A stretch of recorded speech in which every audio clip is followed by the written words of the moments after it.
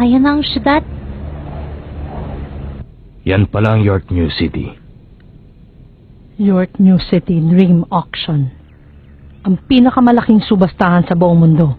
Isang beses lang sa isang taon tinatanghal. Ang naghahalagang 10,000 kahapon ay maaaring maibenta sa halagang 100,000,000 bukas. Maraming nagiging biglang yaman dyan. Marami rin nagsasabi na maraming illegal na bentana nangyayari dyan. Mga epektos na galing sa masama. Ganun pala. At trabaho natin ay sabatin ang mga illegal na epektos na yun. Teka, nasan yung bata na may dilaw na buhok? Nandito lang si kanina. Kanap sa banyo. Oo, naintindihan ko. Mabuti naman. Nag-aalala ako dun eh. O sige, tatawag na lang ako ulit. Maubos ng credit ko. Oo, sige. Oh, yan na siya. Kurapit ka. O, paano yan? Makapag-time out nga rin muna. Kanina pa to eh. Sasabog na. Sandali lang ah. Huwag mo nang patagalin. Sigurado ako, magpapakita doon ng mga gagamba. At higit sa lahat, pati na rin siya. Bukas na ang 1 ng Setyembre, ang araw ng usapan namin.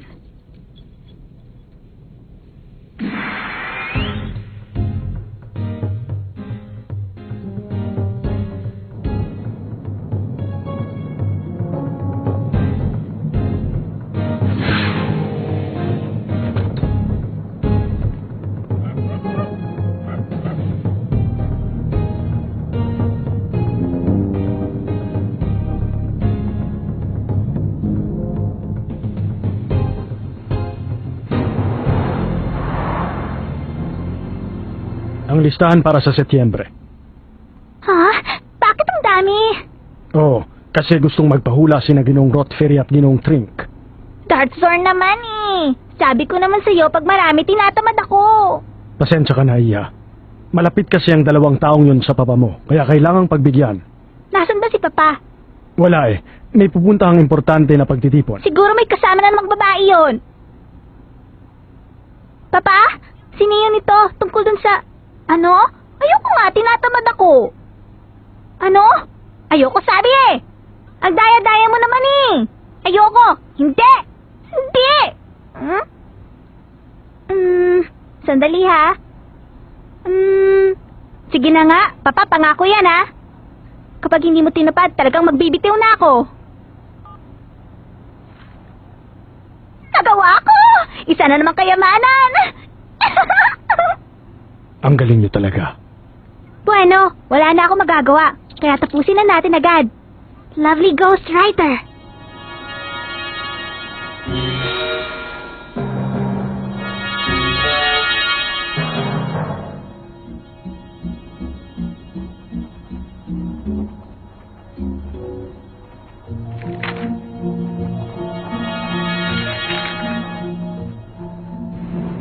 Balita ko, magaling na manghuhula yung babaeng yun.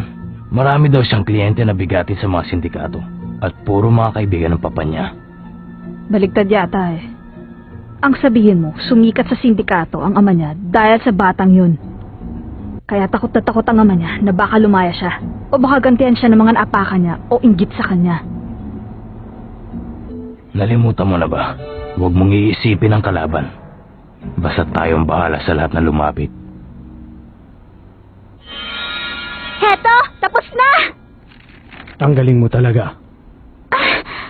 Dartzorn, bukas pa ang subastahan, hindi ba? Baka pwedeng mag-shopping muna ako. Siyempre pwede, pero babantayan ka namin.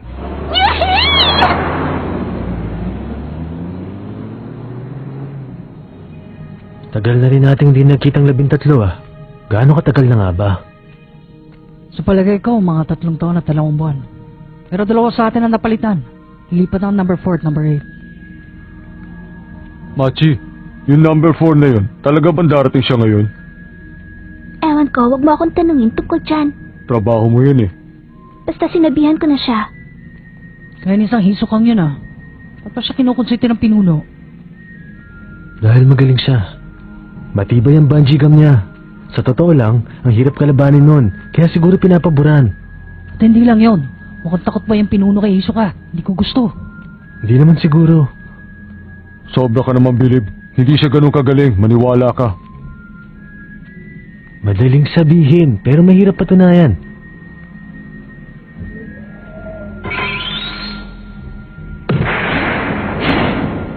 Ano kaya sa tingin mong ipaggagawa sa atin ng pinuno?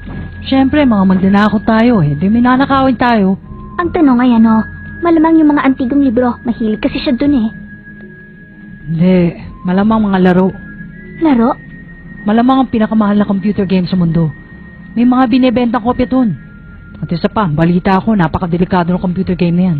Naintriga tuloy ako eh. Bakit naman? Computer game lang naman yan, tipa. Ewan.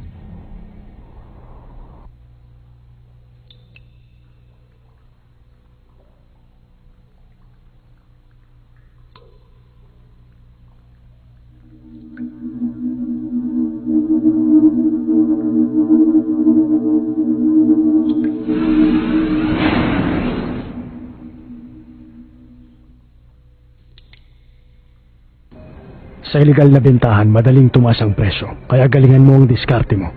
Tandaan mo ng mabuti. Huwag kang makikipagkumpetensya o gagamit ng numero. Makinig ka ng mabuti. Dun sa sinulat niya kanina dun sa sasakyan, merong 4 na linya. Ibig sabihin nun 4 na kliyente ang nabigyan ng magkakaparehas na resulta. Malalagay sa panganib ang buhay nila kapag sumali sila sa illegal na subastahan. Yung mga salita tungkol sa pagtulog, ibig sabihin magkakasakit sila at mamamatay. Naiintindihan ko. Ipadala agad sa mga kliyente. Huwag mong kalimutan. Opo, pero may ibang bagay na nakababahala. Si Binibining Neon, hindi alam ang mga nakikita niya. Hindi niya rin nakikita ang hinaharap niya. Magiging ligtas kaya kung pupunta sa illegal na subastahan. Mananalo ko eh. Wag. Pigilan mo siya. Pero matagal nang hinihintay ni Binibining Neon ang subastahan na ito. Makakasama kung pipilitin namin siyang hindi pumunta. Kapag nagalit na yun, wala na kaming magagawa. Alam niyo naman na sumpungin yan. Ganun ba? Basta. Huwag niyong dadalhin si Neon sa subastahan. Bilhin niyo lahat ng gusto niya. Di bali kung mahal. Kailangan manalo kayo sa lahat ng subastahan. Maliwanag ba yan? Dartzorn! Naintindihan ko po. Matigas ang ulo mo.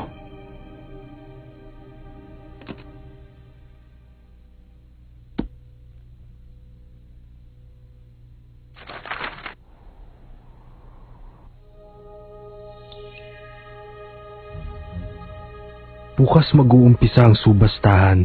Kailangan nating makuha ang lahat. Kukunin natin ang lahat ng paninda sa iligal na subastahan. Nagbibiro ka ba ang nasasiraan? Kasali sa subastahan na yan ang lahat ng bigating sindikato sa buong mundo.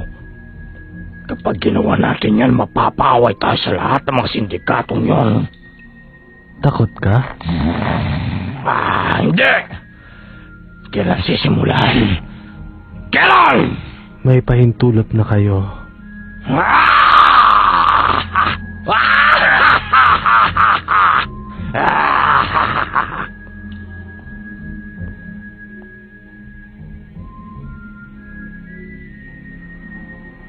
Sa illegal tumataas lahat ng presyo. Doon din ang magiging huling hantungan mo.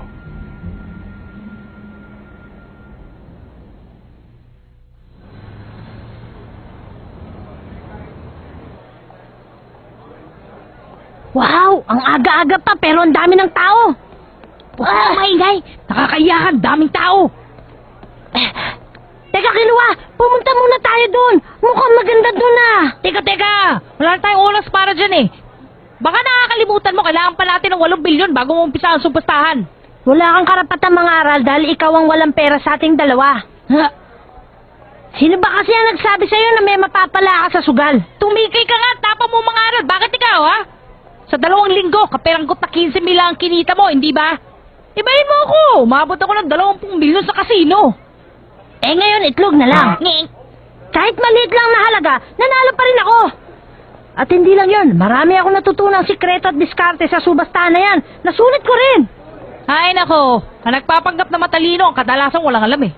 Kahit na, akong nanalo sa pustahan. Nangako ka na susunod ang talo sa utos ng nanalo, hindi ba? Oo na, sige na. Aba, tingnan mo. Cellphone? Oo. Kasi pupunta yata si Kurapika dito. Sabi naman ni Llorio, bandang hapon siya dadating. Kaya kakailanganin natin yan. Sa wakas, napabili ka na rin. Importante para sa hunter to, hindi ba? Mabuti naman at darating sila. May trabaho na raw si Kurapika, kaya baka hindi siya makasama sa atin. May trabaho? Oo, tatawag daw siya pag may oras siya. Kaya kailangan may cellphone ako kung sakaling tumawag siya. Mga bata! Tingnan nyo to. Ito ang pinakapabili ng modelo ng cellphone ngayon. Mamili kayo sa tatlo. Made in Germany, China o Finland. Alin na gusto mo? Okay naman ang presyo at kasyang-kasya sa bulsa. O sige po, yan na lang. Huwag mo bibilin yan. Hmm? Mahina ang signal niyan at di pwede mag-text. Luma yan, mas maganda to. Oh. Yorio! Kumusta?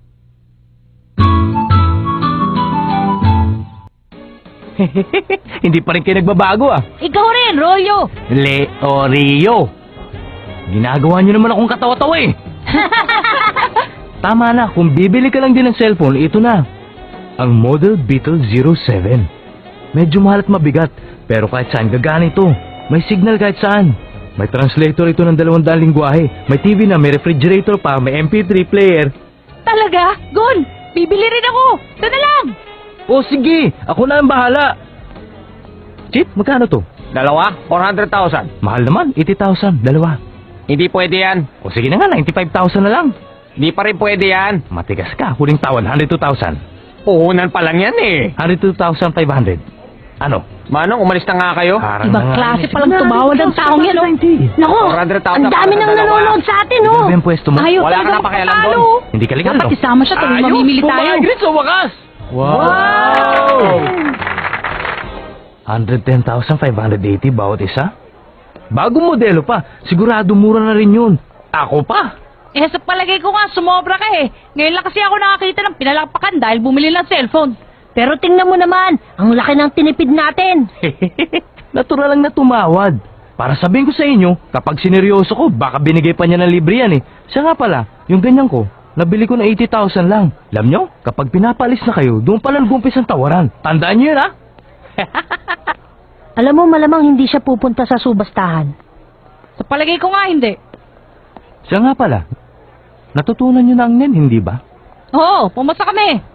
Yorio, pag-aaralan mo rin yung pagkatapos ng exam, hindi ba? Ako? Hindi na. Tapos na ako dun eh.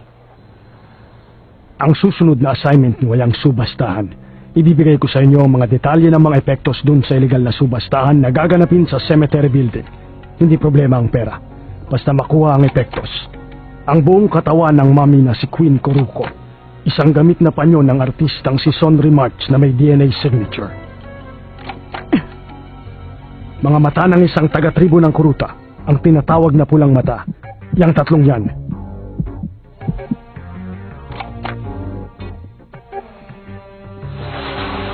Ibebenta yung katawan sa subastahan mamayang alas 9 ng gabi. Tatlo ang gagawin natin. Ang pumunta, ang magmasid at magbantay. Pero mayroong nakapagbigay alam sa akin na may aatake ngayong gabi. Kaya hindi pwedeng isama ang pinuno. Siguradong malalagay sa panganib ang kanyang buhay. Ivarenko, Wasi, Tochino. Kayong tatlo ang tataya. Maging alisto kayong tatlo. Huwag na huwag kayong papalpak sa trabaho ninyo. Gandahan niyo ang diskarte niyo para kayo ang manalo. Teka sandali. Sapat na ba yung 3 tao? Kung delikadong lugar na yun, dapat lahat tayo. Hindi maaari. 3 tao lang ang pwede sa bawat pangkat.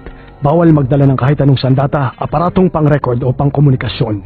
Ang mga taga-mafia ang namamahala sa seguridad, kaya walang problema doon. Sa loob ng kwarto, may tiwala ang lahat sa isa't isa. Kaya kung masa lang tao doon, parang walang panganib sa paligid.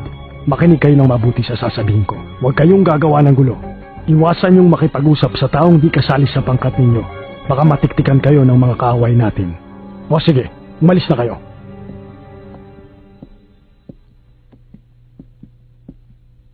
$8.9 billion ang minimum bid, pero 5 million lang pera nyo. Makinig kayong dalawa ha? Ang Southern Peace Auction House ang pinakabigating auction house sa York New City. Sa entrance fee pa lang kulang na yan. Siguradong hindi na kayo papasukin doon. Kahit ba may mahalagang impormasyon sa larong yun tungkol sa papanigon, wala rin pakinabang sa atin yun kung hindi natin makukuha. Pero Liorio, sabi sa listahan na nakita namin, madali lang daw makuha yun eh. Talaga? Madali daw kasi pera lang ang kailangan. Pera nga lang, sandamo ka naman. Pero alam nyo, kung kayang bilhin ng pera yan, hindi ako naniniwalang totoong kayamanan yan. Kung ganyan kataas ang level ng kayamanan na yan, papasa ka na raw ng professional hunter. Kung makukuha mo yun ang wala kay hirap-hirap. Makahanap pa nga ng impormasyon. Dapat meron pa eh. Sa York New City pa. Ang dami mo makukuha impormasyon dyan. Ayan na naman siya. Puro bolo talagang alam ng taong yan. Ano naman kaya itong swapping? Ano? Pindutin mo dyan. Sige, swapping. Kumbaga parang trade-in. Dala-dala ng mga bibili ang mga paninda nila at pinapakita nila ang mga ito. Pipili yung nagbebenta ng paninda nila at magpapalitan sila. Meron pang bidding at binding. Ang dami palang diskarte sa subastahan. Bidding yung normal na paraan. Ano naman kaya yung binding? Iba yung naiisip ko eh. Ang binding ay parang bidding pero may kondisyon. Bukod sa pera at swapping, mapupunta sa bibili na makakasunod sa kondisyon na nagbebenta. Ano yung kondisyon? Aba, mali ko. Ganun pala. Mukhang gusto ko ang paraan na yan ah. Ano? Tayo na nun, Lukia! Nakaisip na ako ng paraan na walang kahirap-hirap para magkapera tayo sa subastahan. Lukia, dalihan mo! Sagwa naman pakinggan. Ikaw ang promotor niyan eh. Oo nga pala. Mga kaibigan, lapit na kayo! Lapit na kayo! Subukan nyo to at baka swerteng kayo! Mag-uumpisa ng isang subastahan na may kondisyon. Ang una, isang matinding diamante na nagkakalaga ng 3 milyon. Ang kondisyon sa subastahan ay bunong braso. Ang una makakatalo sa batang ito ang panalo, 10,000 para makasali. Sige na! Mag-uumpisa na kami! Sino mauna? Sige na! Wag magtulakan ha! Isa-isa lang! Ako na mauna! Yan. Tingnan natin. Dapat tansyan yung lakas ng kalaban, tapos kontrolin ang aking lakas. Tapos sa arte ako kunwari na nahihirapan ako. Ready? Go! Yan! Sige! Ganyan! Malakas ka! Makakayanan mo yan! Wow! Mananalo kaya siya? Ay, naku! Sorry, talo ka!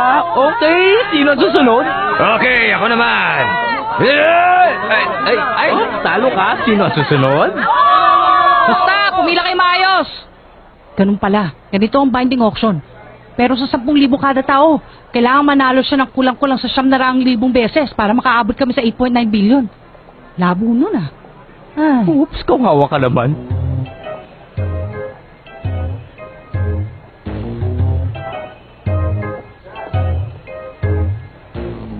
$150 beses na sunod-sunod na panalo? Bata ba talaga yan? Siguro pagod na yan ngayon. Mukhang pagod na, pinapawisan eh. Hintayin mo ko, huwag ka magpapatalo. Muntik na yun, pasensya na.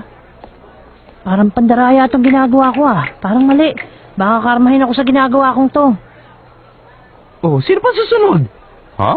Wow! Wow! May babaeng susubok. Aba, ayos ah! Galingan mo, iha!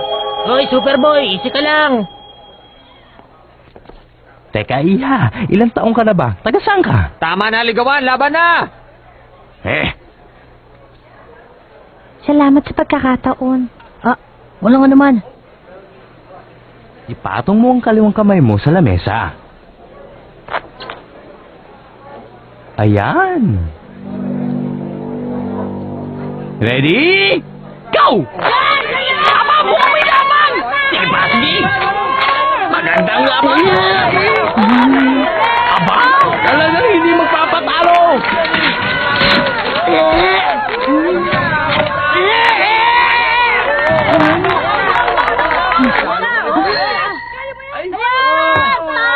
Tapos na!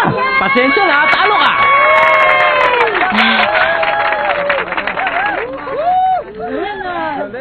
Maraming salamat po. Walang anuman. Salamat, Iha. Sali ka uli, ha? Nakakainis.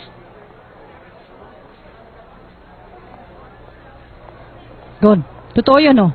Oh, sino kaya yung babaeng yun? Malay ko, babaeng kampiyon yata ng bunong braso eh. Sayang yung diamanting yun ah. Ang lakas ng batang yun ah. Masyado ka mahina, Shizuku. Dapat yung paliwang kamay mo ginamit mo eh. Ay, oo nga no. Ba't di mo ginamit yung mas malakas na kamay mo? Kanang kamay ang ginamit niya eh. Hindi ko na naisip yun. Gusto ko nga ang subukan uli eh. Wala ka ng oras. Kailangan na natin magtrabaho. Tama siya. Saka bawal sa atin ang bumili o sumali sa subastahan. Mga magnanakaw tayo eh. Ninanakaw natin ang gusto natin.